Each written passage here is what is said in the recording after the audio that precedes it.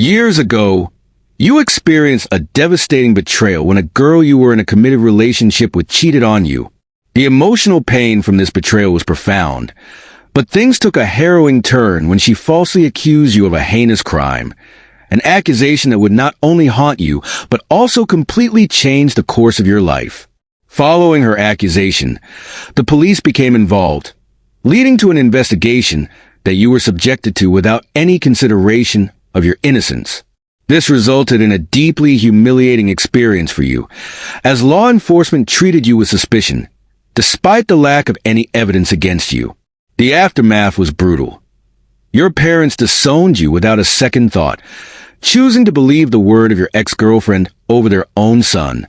Friends who you thought would stand by you distanced themselves, leaving you isolated and struggling to cope with the fallout.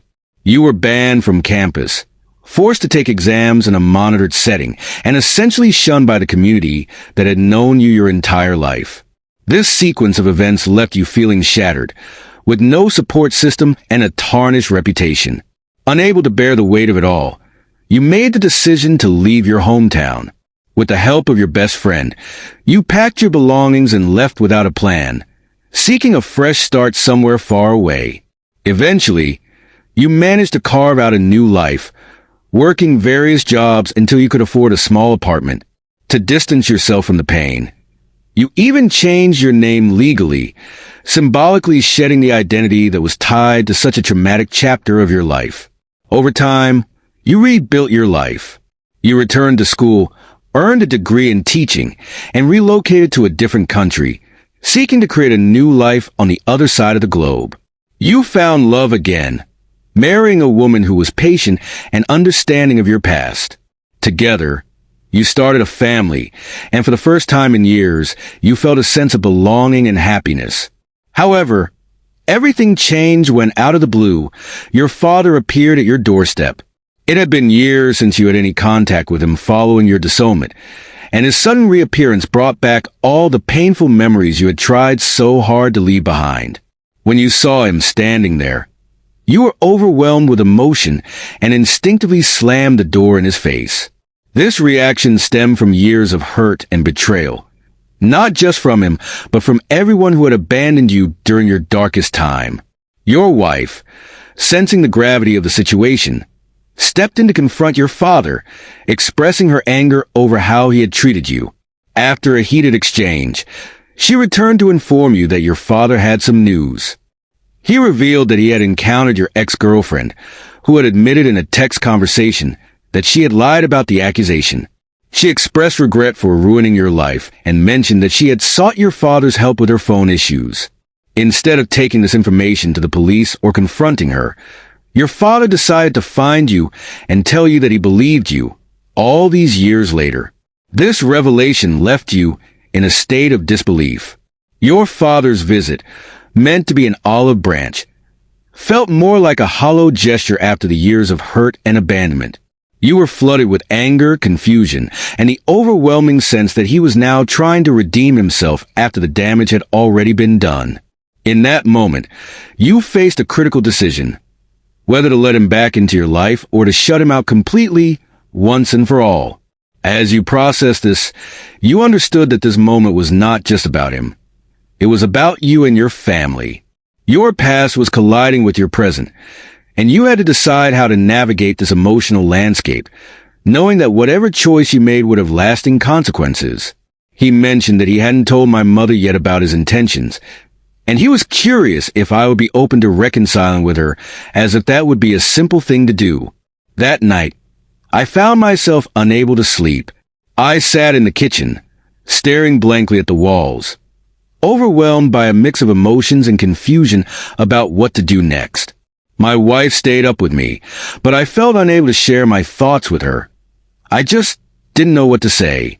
For so long, I had focused on building a new life, carefully locking away all the pain from my past in a box.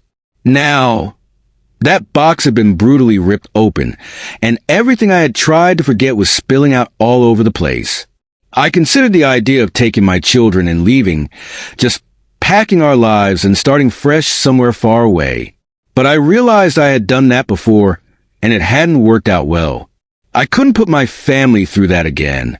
By morning, I was left with two painful options: to tell him to leave me alone forever, or to try and reconcile with both him and my mother. Neither choice felt right, and I felt stuck between two equally unappealing paths. I decided to take the day off work to clear my head. I wandered the streets, desperate for space and time to think. As I walked, my thoughts turned to my children. I worried about what they would think if they ever found out the extent of the betrayal I had experienced from my parents. I wanted to protect them from those feelings, to ensure they never felt that kind of hurt.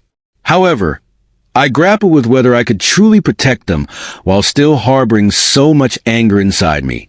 When I returned home, my wife was waiting for me, concern etched on her face. She didn't press me for details. She simply wrapped her arms around me, offering comfort. In that moment, I felt a sense of relief, a reminder that I wasn't alone in this struggle. The next day, I mustered the courage to visit my father. As I sat across from him, I decided it was time to voice everything I had kept bottled up for years. I told him about the pain of feeling disbelieved, of being cast aside as if I didn't matter, and how I had been forced to rebuild my life from scratch, alone and without support. I expressed my anger at him for waiting so long to reach out, allowing me to suffer when he could have been there as my father. He listened intently, tears welling in his eyes. I sensed he wanted to respond, but I wasn't finished. I shared the story of my wife and kids, of the life I had created without him. I emphasized that I had learned to live independently of him and my mother. I also made it clear that I didn't know if I could ever truly forgive him. The silence that followed felt heavy. He didn't argue or make excuses. He simply absorbed my words. Finally, he spoke, admitting he didn't expect my forgiveness. He conveyed his regret for not believing me all those years ago, stating that he would carry that guilt for the rest of his life. He offered me an out, saying if I didn't want him in my life, he would respect that and leave, never to contact me again. I was at a crossroads, feeling the pull of wanting to reject him, while also yearning for the love and acceptance I had always wanted from my family. It was a difficult position, and I found myself torn. I eventually told him I couldn't just erase the past, but acknowledge that he was still my father, and I needed time to process everything. He nodded, visibly affected, and told me to take as much time as I needed. He would be there if I ever wanted to talk again. I stood up and walked out, not looking back. When I arrived home, my wife welcomed me with open arms.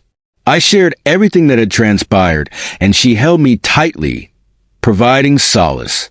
Though I am uncertain about what the future holds regarding my relationship with my father, I am certain of one thing.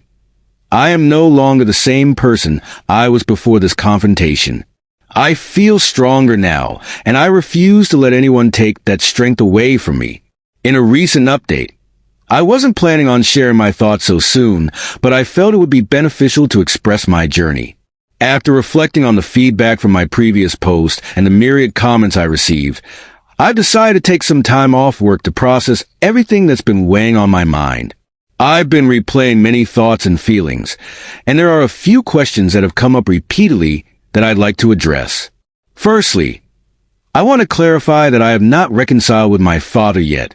Some of you have suggested that I should give him another chance, but honestly, I'm not there yet. It's not a matter of simply letting go of all the hurt. This man allowed me to suffer in silence for years, and I can't just forgive him overnight. There were inquiries about why my father still had contact with my ex-girlfriend. That's a good question, and it's something I've grappled with as well. He explained that she kept reaching out, expressing guilt, and wanting to make amends.